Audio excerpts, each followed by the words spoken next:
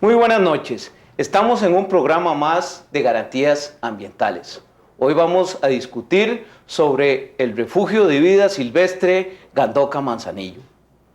Allá en 1979, el movimiento ecologista propuso la creación y protección del refugio Gandoca para que los manglares más importantes del Caribe sur costarricense se protegieran.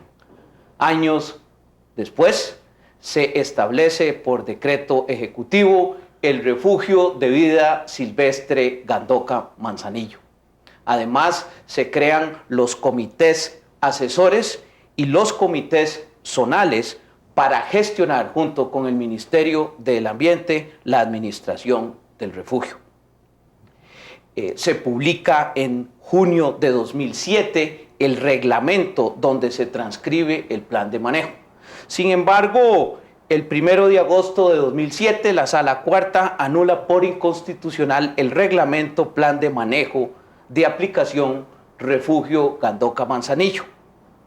Recientemente se publica otro decreto donde se establece que las áreas urbanas de Gandoca, Manzanillo y Puerto Viejo no estarán sometidas a todas las regulaciones que se habían establecido en el decreto de creación refugio de vida silvestre Gandoca Manzanillo.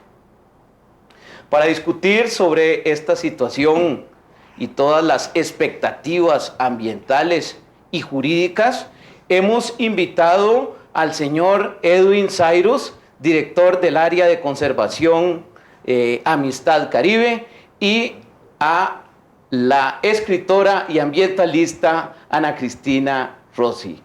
Muy buenas noches, amigos, y bienvenidos al programa de Garantías Ambientales. Muy buenas noches, Gabriel. Buenas noches. Buenas noches, Edwin. Un placer. Igual. Edwin, ¿cuál fue el propósito de establecer el plan de manejo Gandoca Manzanillo cuando se crea el refugio de vida silvestre?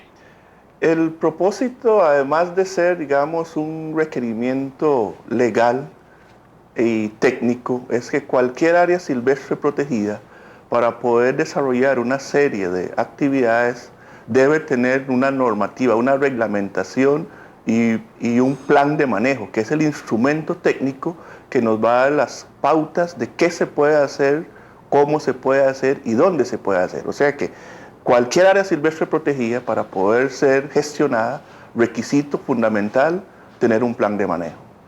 Ana Cristina, sabiendo y conociendo cuáles son los principios de un plan de manejo, y en este caso el establecimiento de principios científico-técnicos, es también parte de este plan de manejo el establecimiento de zonas.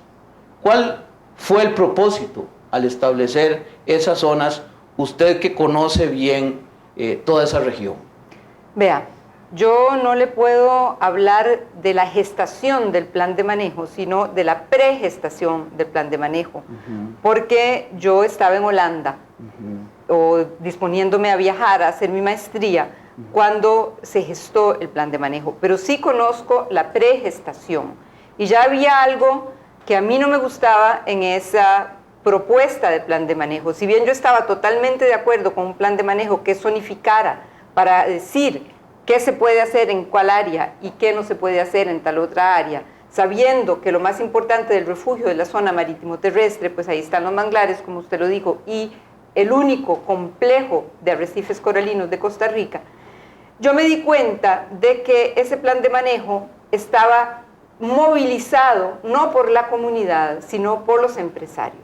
Cuando yo me fui para Holanda, ese plan de manejo se estaba haciendo a raíz de que ya se sabía que la Sala Cuarta había declarado con lugar los recursos de amparo que Melania Agüero y yo habíamos planteado, diciendo que el refugio Gandoca Manzanillo se estaba manejando por criterios económicos, lo cual estaba llevando a la destrucción de la naturaleza, y no por criterios ambientales de sostenibilidad.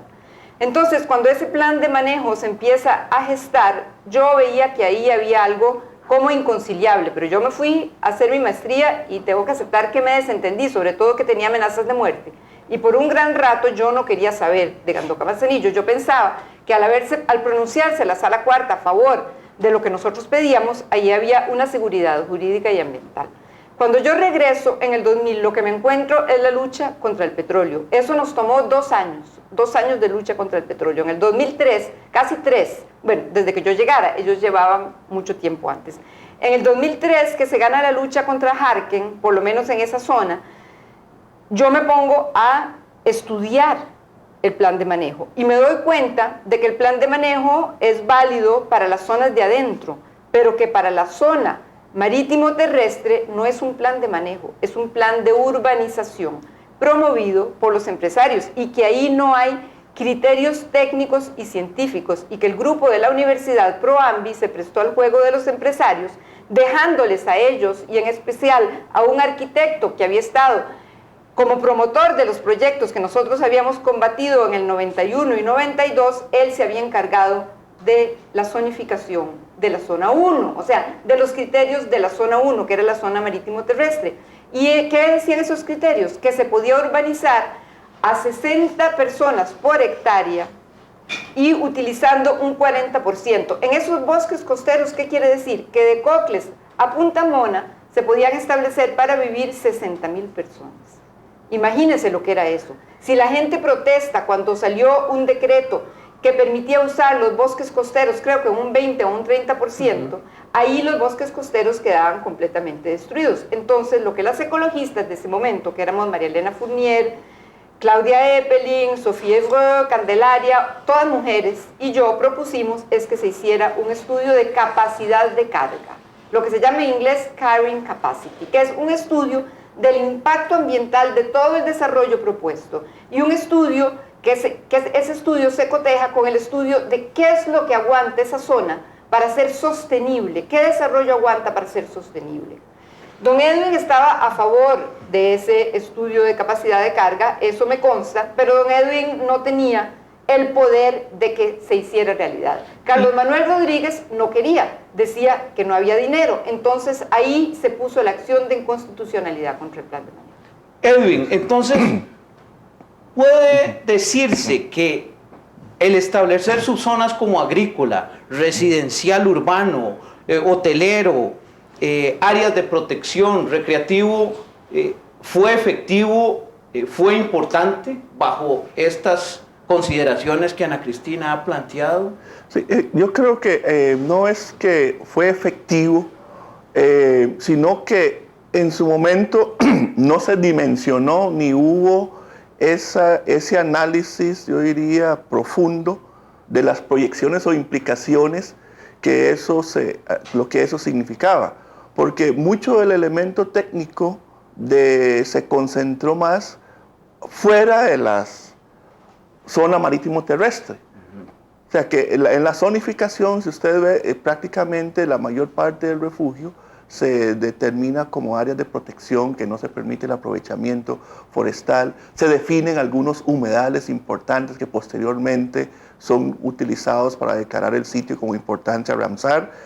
Pero yo confieso que no se tuvo el cuidado de ver con lupa lo que se estaba planteando en la zona marítimo terrestre.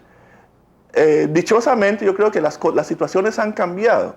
Entonces, por definiciones y pronunciamientos de la Procuraduría, ya se sabe que los bosques en la zona costera son intocables. Entonces, yo creo que ese es un elemento que ha venido a cambiar mucho de esa zonificación, porque si bien es cierto, en la zonificación nosotros teníamos áreas que decían zona residencial recreativa o zona de hotelero turístico, pero en esa zona habían áreas de bosque. Entonces, eso se prestaba hasta confusión o hasta discrepancias entre los mismos funcionarios del Sistema Nacional de Áreas de Conservación, que algunos sosteníamos, y el plan de manejo dice que es una zona hotelera turística o es una zona residencial, es porque eso fue lo que técnicamente se determinó. Pero otros decían, no, pero si esto es un área que es bosque, pues es bosque y es bosque, ya no puede haber ningún cambio de uso. Entonces, yo sí creo que debe haber una adaptación y un ajuste a esa zonificación, y también mantener claro de que es un área silvestre protegida, no es un área para desarrollo, digamos, turístico extensivo, y que requiere replantearse ese plan de manejo. El concepto de capacidad de carga, yo creo que eso coincidimos, y además introducimos el concepto de límite de cambio aceptable, son terminologías, y también ahora yo creo que hace falta introducir otros términos condicionantes, como es el recurso hídrico.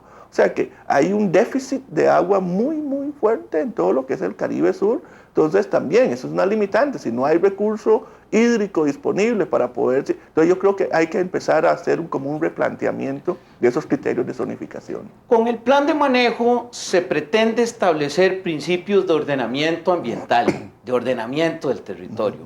Ana Cristina, ¿usted cree que con este ordenamiento que se planteó se redujeron los impactos ambientales en ese refugio de vida silvestre? Al contrario, se centuplicaron, porque hoy tenemos que casi todas las quebradas, prácticamente todas, tienen una contaminación por coliformes fecales altísima. Pero como ese programita de bandera azul tiene esos jueguitos, ¿verdad? El nadadito de perro costarricense que se permite fallar varios parámetros, entonces imagínense que la quebrada de Ernesto, que sale a Punta Uva, tiene una enorme contaminación de coliformes fecales. Me lo aceptó Darner Mora y yo le dije, pero don Darner, ¿cómo le dan entonces la bandera azul ecológica a Punta Uva? Eso es una irresponsabilidad. La gente, los chiquitos, se meten en la quebrada de Ernesto, que es un caquero, y nadie dice nada. Ah, bueno, pero es que se permite fallar ese parámetro. Imagínense, igual en Tamarindo, se permite fallar el parámetro aunque haya 8 millones de coliformes fecales y lo aceptable sean 600. Es el mismo principio, es una barbaridad. Entonces, ¿qué fue lo que llevó a ese plan de manejo? Ese plan de manejo llevó a la contaminación total de todas las quebradas y a la reducción de la cobertura boscosa. Y el refugio de vida silvestre, la parte más importante es la zona marítimo-terrestre, no la parte marina, como dice este nuevo decreto, no, la zona marítimo-terrestre, la interfase. Y esa zonificación del plan de manejo destruye esa zona. Entonces, ¿cómo iba a ayudar? Al contrario, es una bomba de tiempo. Estamos discutiendo sobre los impactos ambientales y las implicaciones jurídicas del refugio de vida silvestre Gandoca Manzanillo. Vamos a un corte y ya volvemos.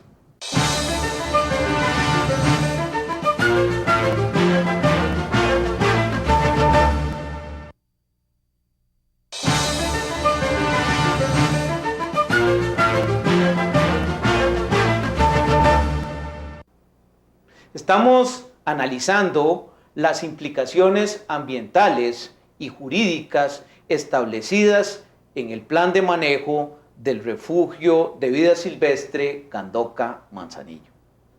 Para discutir este plan, hemos invitado al señor Edwin Zairos, director del área de conservación Amistad Caribe, y a la escritora y ambientalista Ana Cristina Rossi. Edwin, ¿ha logrado la administración con el plan de manejo establecer un adecuado proyecto de protección del refugio? Yo creo que sí, tomando en cuenta que fue la única área silvestre protegida en donde se hizo un plan de manejo y ese se tomó como una guía de referencia para los planes anuales de trabajo de esa área silvestre protegida. Y también, con muy buena intención,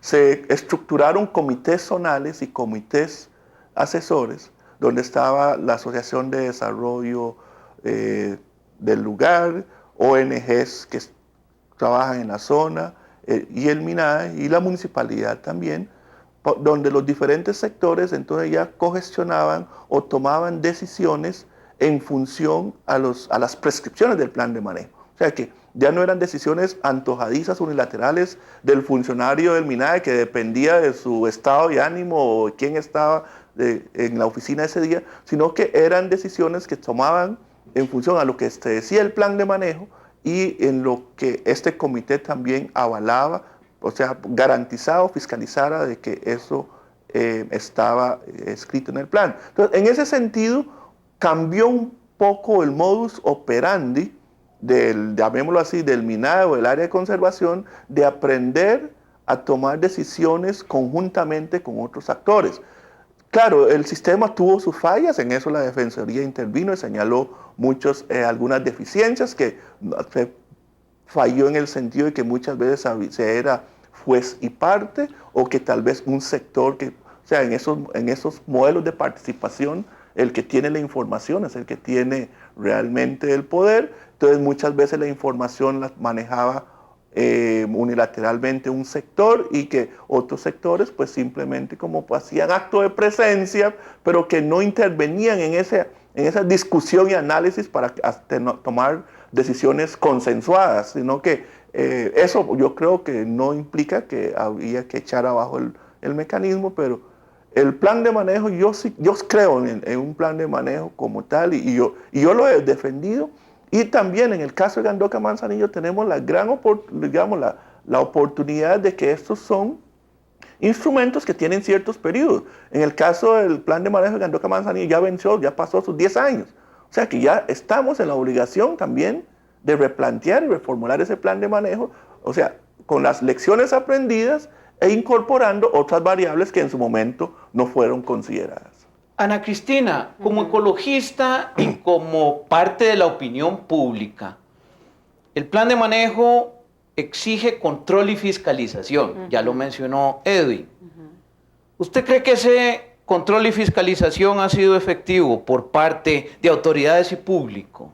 Bueno, es que de parte de autoridades, como dice Edwin, el problema es que las autoridades del plan de manejo, por la creación de los comités zonales, eran juez y parte. Las autoridades, las que definían qué era lo que se hacía en el plan de manejo y lo que se aprobaba y no en todos los casos, pero en muchos casos, eran los mismos empresarios. Entonces ahí había una falla, ahí no podía haber fiscalización.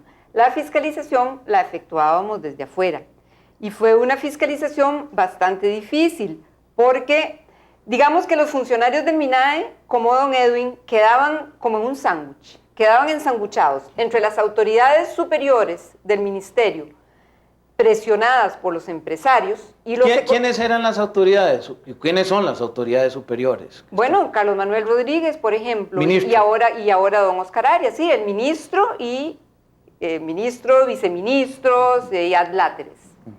Setena también. Y detrás de ellos estaban visitándolos todo el tiempo los empresarios, y yo de eso me di cuenta en la administración de don Abel, porque usted sabe que yo quiero mucho a don Abel y soy amiga de don Abel. Entonces yo me enteraba cuando los empresarios llegaban a acusar a Edwin o al ministro porque había parado alguna cuestión en la zona 1. Todos los pleitos eran en la zona 1. ¿Por qué? Porque la plata está en la playa. Entonces llevaban y llevaban a donde don Abel a acusar a Edwin o al ministro porque les había parado las construcciones en algún lado. Entonces yo llegaba a hablar con don Abel, y don Abel decía, es que esto es kafkiano, es que vinieron a acusar al ministro y a acusar al director del área. Entonces, sí es cierto, don Edwin estaba en un sándwich, y además estaba en un sándwich con la comunidad, porque hay que decirlo, la comunidad de Gandoca Manzanillo, sobre todo afrodescendiente, no está consciente de los problemas ambientales. Y gente como don Edwin Patterson, lo que quieren es desarrollo a cualquier precio. Entonces, aquí, don Edwin, nosotros estamos conscientes de que se veía ensanguchado y nos era de muy poca ayuda. Entonces, nosotras, que éramos todas mujeres, estábamos ayudadas por la Defensoría tratando de detener los destrozos del plan de manejo provocados por ese vicio que había en el comité zonal de que los que tomaban las decisiones, en muchos sentidos, eran juez y parte. Edwin, entonces, ¿ese control ambiental popular ha sido efectivo? Definitivamente, y a eso es lo que aspiramos. Yo creo que, y a mí me alegra mucho el fallo recién de las salas en cuanto al plan de manejo, en donde condiciona a que ese plan de manejo debe ser primeramente aprobado por el Consejo Regional del Área de Conservación y luego por el Consejo Nacional del Sistema Nacional de Áreas de Conservación. O sea, que son instancias de participación ciudadana que ha creado la Ley de Biodiversidad. Acuérdese usted que la Ley de Biodiversidad, inmediatamente publicada, fue cuestionada por las mismas autoridades, ministros y la Procuraduría, y que duró 8 años para que la sala resolviera, y hace 2 años la sala resolvió, y esos son los momentos en que nadie quiere echar a andar esta ley. Pero ahora, con este voto de la sala, nos está diciendo categóricamente, el Consejo Regional tiene que aprobar y el CONAC para que eso tenga, perdón, legalidad. Entonces, está legitimando esos procesos, y entonces yo creo que estos espacios de control ciudadano ha sido parte de la visión y la misión que nosotros hemos tenido en el área de conservación desde que llegamos, que por eso hemos tenido conflictos y actualmente tenemos conflictos con nuestras autoridades superiores, porque nosotros pensamos que la única forma de que la gestión ambiental sea realmente eficiente es con una participación directa de los diferentes actores locales y no como simples espectadores, como también he tenido conflictos con la Contraloría, que ellos dicen que no pueden tomar decisiones. Digo, no, la sociedad civil puede tomar decisiones siempre y cuando estén ajustadas con criterios técnicos y también objetivas, y nuestra legislación abre ese espacio. Entonces, yo creo que ahora la lucha es que estos espacios de participación realmente se empoderen y que asuman el rol que nos está dando. O sea, en este momento, los jefes míos en el área de conservación, perdona, no es el director del SINAC, no, es el Consejo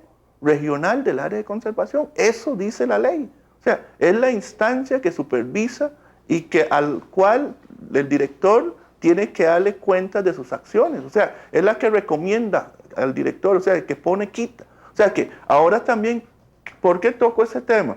Es todos esos espacios de negociación política y de presiones de que no, quíteme en este director porque va el diputado o que va ya eso se eliminó. O sea, que los que dicen si la gestión o no de un director es eficiente o no, es el Consejo Regional.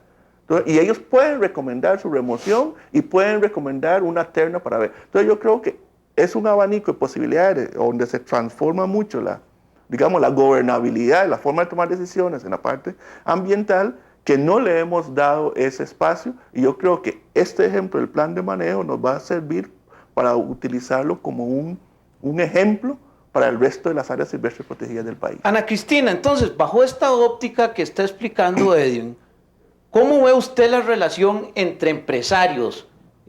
Me refiero a urbanizadores. Sí, que es lo que abunda. Que es lo que realmente es lo que está definiendo la situación en el refugio de vida silvestre. Y en todo el país. Y con el Ministerio del Ambiente y sus autoridades. Bueno, a mí me parece que lo que dice don Edwin es muy bonito en teoría, pero en la práctica tiene gravísimos problemas, porque yo creo que no es la participación lo que debe definir cómo se hacen las cosas en Gandoca Manzanillo. Tiene que ser primero los criterios técnicos, el plan de capacidad, el estudio de capacidad de carga, el estudio de impacto ambiental del desarrollo propuesto, y que a partir de esos parámetros que no son negociables, ahí puede intervenir la negociación de la sociedad civil. Pero ¿qué es lo que pasa siempre con la sociedad civil?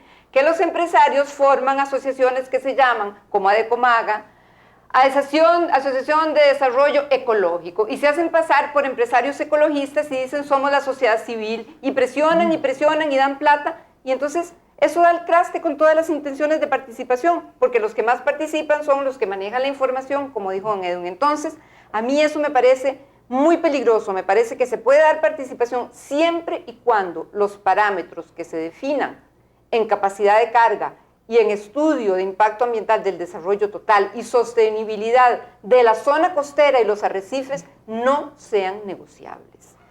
Y si son negociables, eso se lo llevó Candanga, perdón, pero no hay nada que hacer. Si eso es negociable, la participación es otra vez como antes. Entonces yo creo que es muy peligroso, es muy hermoso, suena muy lindo en teoría, pero que si no se tiene la claridad de que hay cosas que no son negociables, eso puede ser el fin también del refugio. Y entonces, ¿cuál es la relación entre empresarios y grupos ambientalistas, conservacionistas o ecologistas? No, precisamente por ser un tema el de los consejos regionales que se ha mantenido casi en el anonimato, que digamos en el área nosotros, cada vez que hay oportunidad yo lo saco a flote, digamos, al medio. Los consejos regionales, digamos, son visualizados de la siguiente manera. Ahí está el sector académico precisamente para tener el know-how, la ciencia de por qué deben, el fundamento científico de por qué hacer las cosas. se le da espacio a las organizaciones comunales, a las organizaciones institucionales, al sector municipal, a las ONGs y también a grupos, en el caso del Caribe, autóctonos indígenas. O sea que es un reflejo del espectro de la sociedad y los cuales también tienen mecanismos que se denominan consejos técnicos, que además del representante de la academia, en esos existen los consejos técnicos y los comisionados.